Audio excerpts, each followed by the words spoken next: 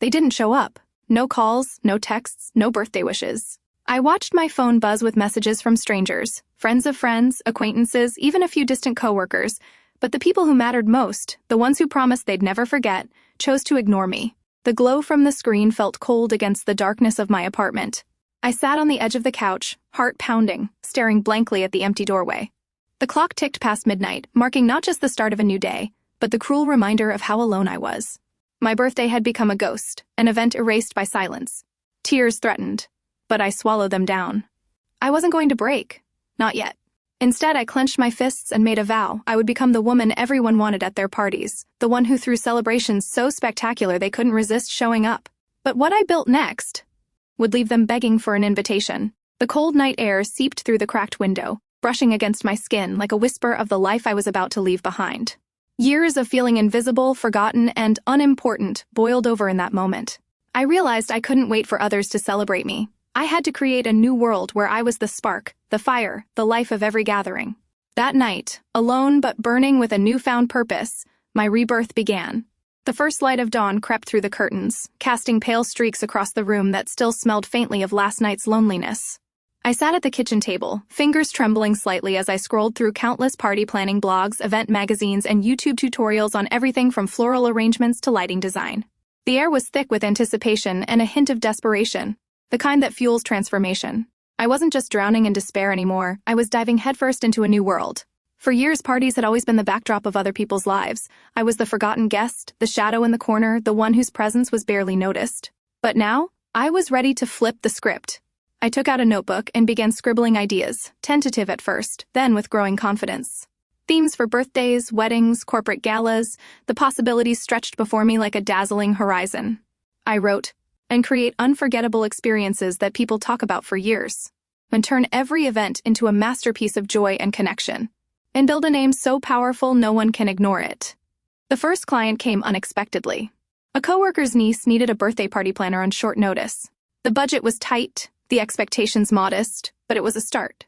I threw myself into the task with fervor, sourcing decorations on a shoestring budget, crafting handmade invitations, and organizing a small team of friends willing to help. The day of the party was a whirlwind. I directed volunteers, coordinated vendors, and kept a constant eye on the clock. The laughter of children, the smiles of grateful parents, and the spark of magic in the air fed a hunger I hadn't known existed. When the last guest left and the lights dimmed, I stood amid the scattered balloons and confetti, exhausted but exhilarated. Word began to spread quietly at first, then with growing momentum. People talked about the meticulous details, the warmth of the atmosphere, and the way each event felt personal and alive.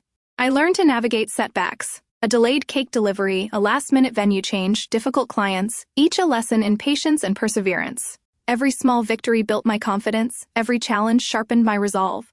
But transformation came with a price. I was no longer the woman who waited for invitations. I was the woman who made them. Yet, with every step forward, I felt the sting of absence from those who had once meant everything. Birthday after birthday, their silence echoed louder as I rose. I became a success, but the very people who had ignored me now watched from the sidelines, their eyes filled with envy, or worse, regret. Late one night, exhausted and alone, I reviewed photos from past events, glowing faces, joyful tears, heartfelt thanks. A smile tugged at my lips. This was only the beginning. They had ignored me once. But now, I was the party planner everyone wanted. Except them.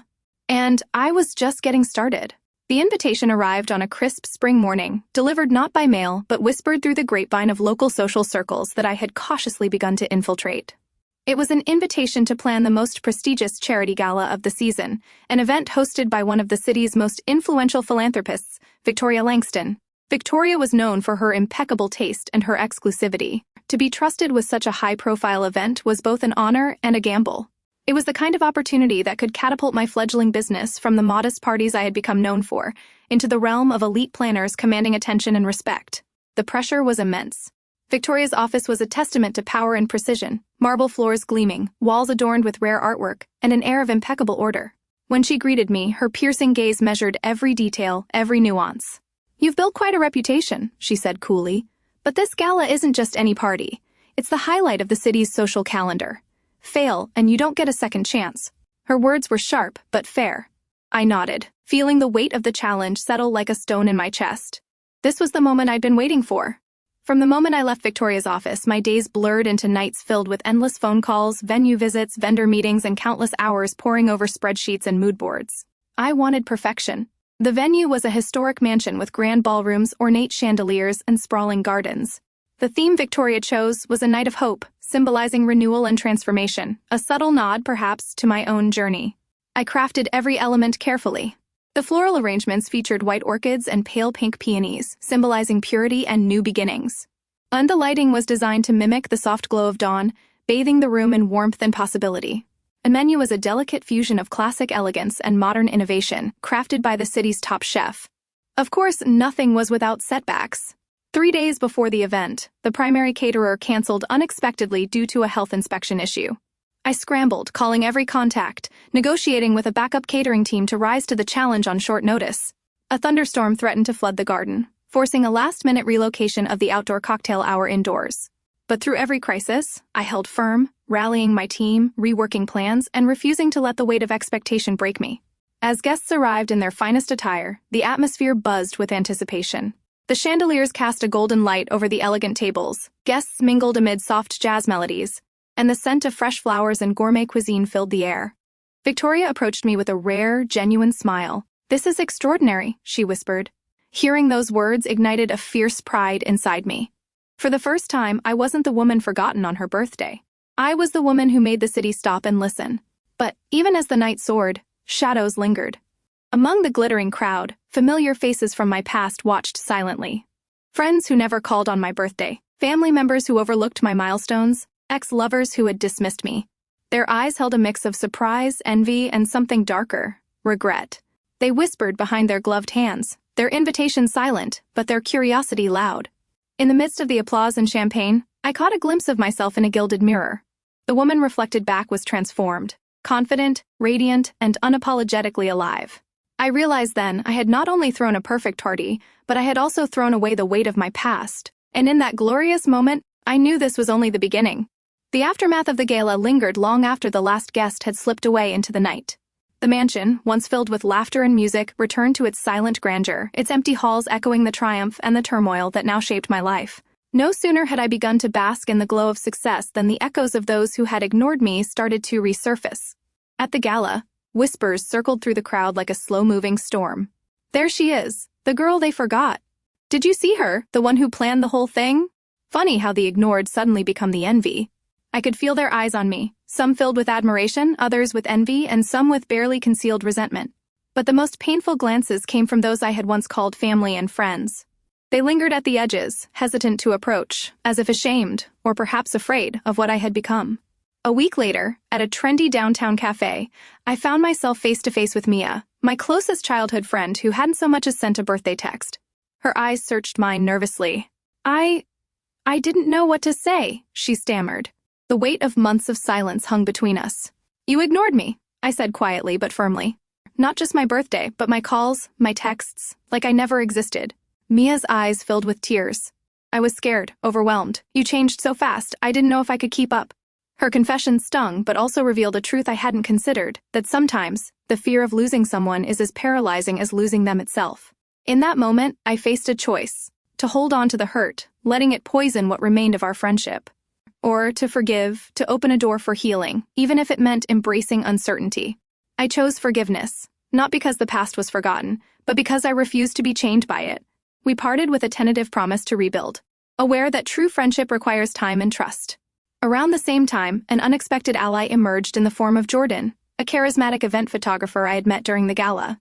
His infectious enthusiasm and genuine respect for my vision reignited a spark I'd thought long extinguished. Jordan became more than a collaborator. He was a sounding board, a cheerleader, and slowly, a confidant. Together we brainstormed new ideas, pushing boundaries and dreaming bigger. Yet amid the burgeoning opportunities and new connections, a loneliness lingered. Success had rewritten my story, but it had also rewritten my relationships. I was no longer the overlooked girl. But the price was a solitude that no applause could fill. Late nights were often spent alone in my apartment, the echoes of the day fading into silence. The phone that once buzzed with emptiness now hummed with endless notifications, but few were truly personal.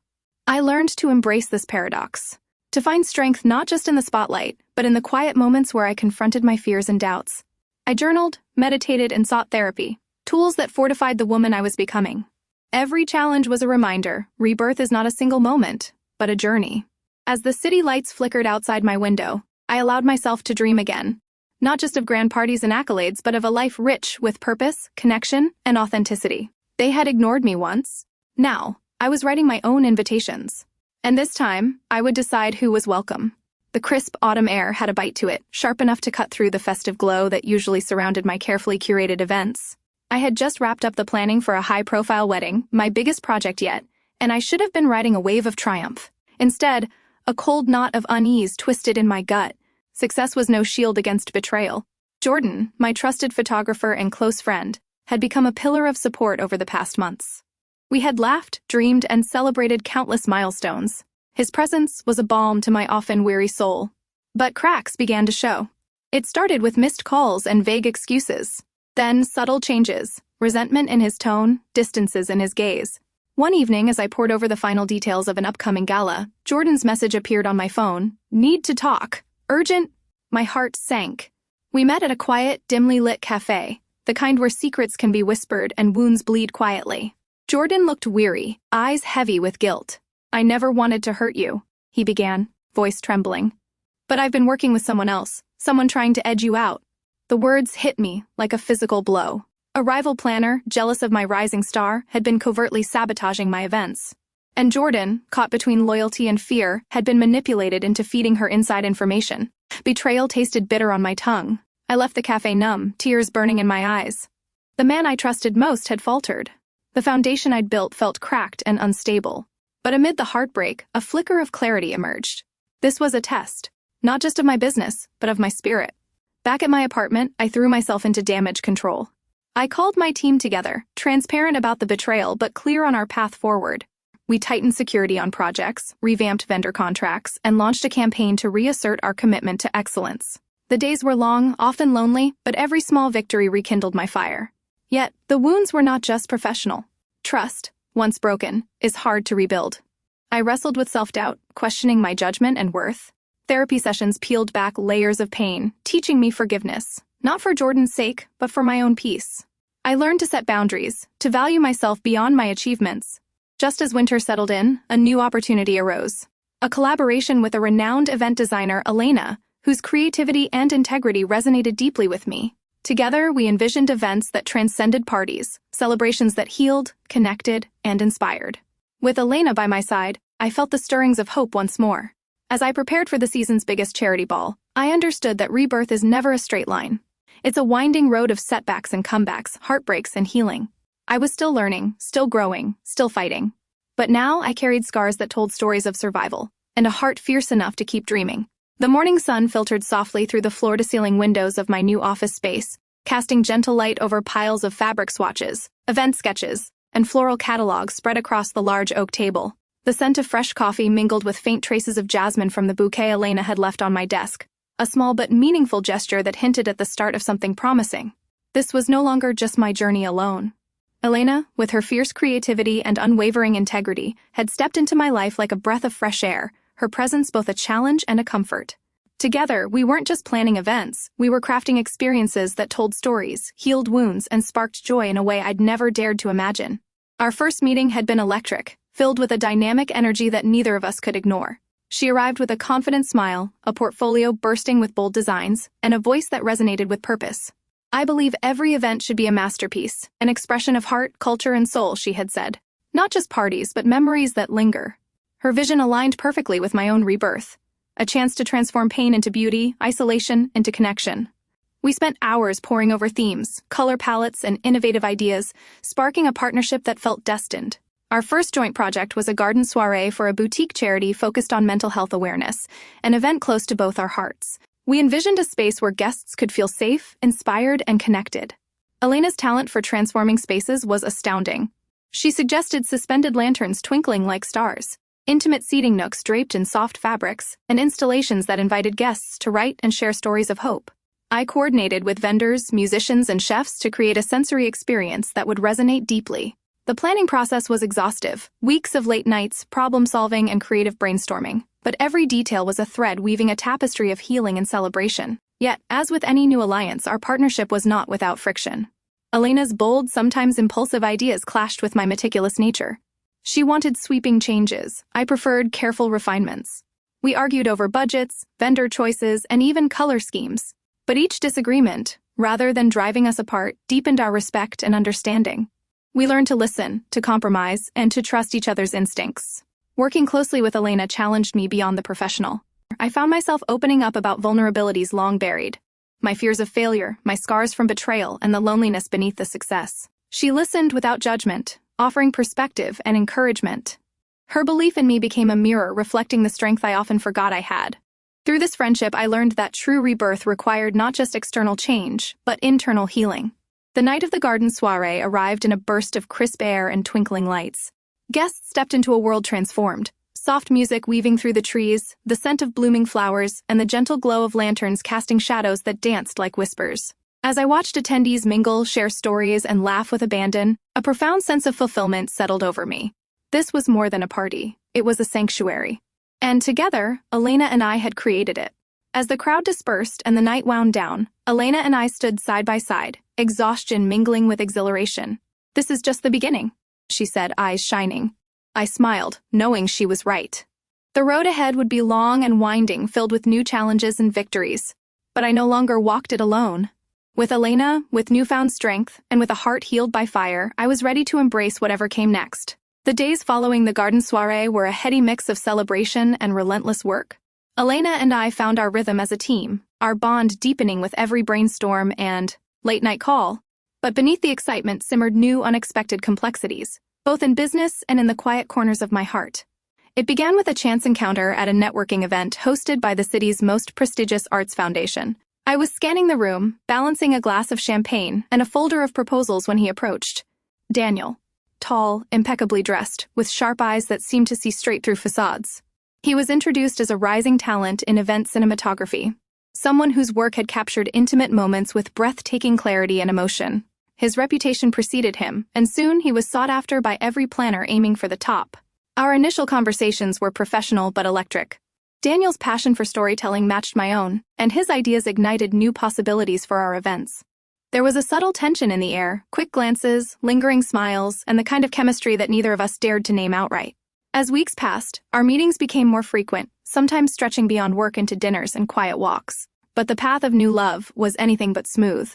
I carried the scars of past betrayals, memories that whispered caution in moments of vulnerability. Elena, sensing the shift, was both supportive and cautious. "Don't lose yourself in someone else's story," she warned one evening, her voice firm but caring. "You've fought too hard to forget who you are." Her words anchored me, reminding me that any new chapter required a foundation built on self-trust. Just as things seemed to align, a shadow loomed. Miranda, a seasoned event planner with a history of ruthless tactics, entered the scene. Known for undercutting competitors and courting high-profile clients with charm and cunning, she quickly saw Elena and me as a threat. It began subtly, whispered criticisms, veiled insults, and sly attempts to poach clients. One afternoon, I discovered a particularly cruel email from Miranda leaked to a major sponsor, questioning the reliability and experience of our fledgling partnership. Fueled by frustration and resolve, I confronted Miranda at a charity auction where our paths crossed.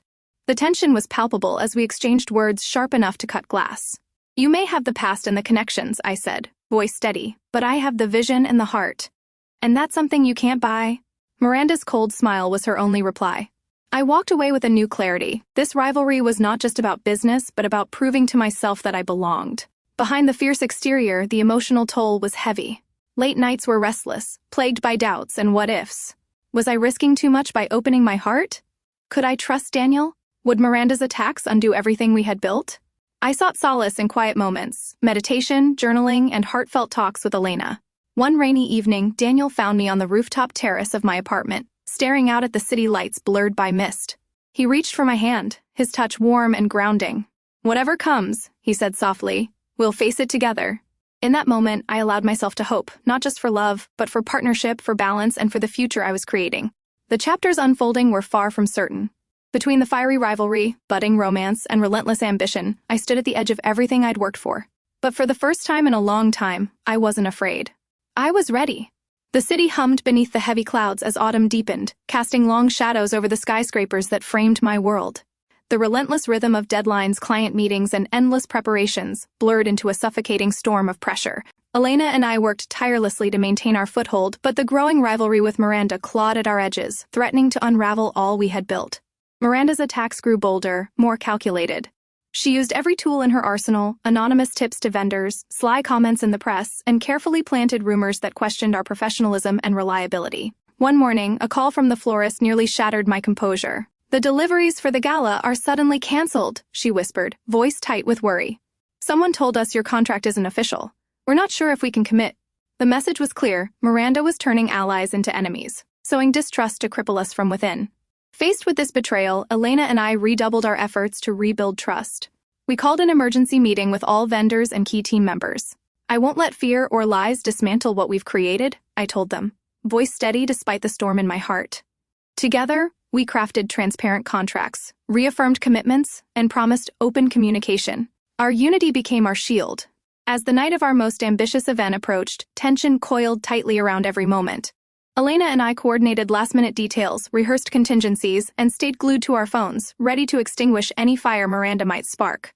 Daniel was a constant presence, his camera poised to capture the magic amid chaos, his quiet confidence grounding me when doubt threatened to overwhelm. One evening, exhaustion and anxiety overwhelmed me.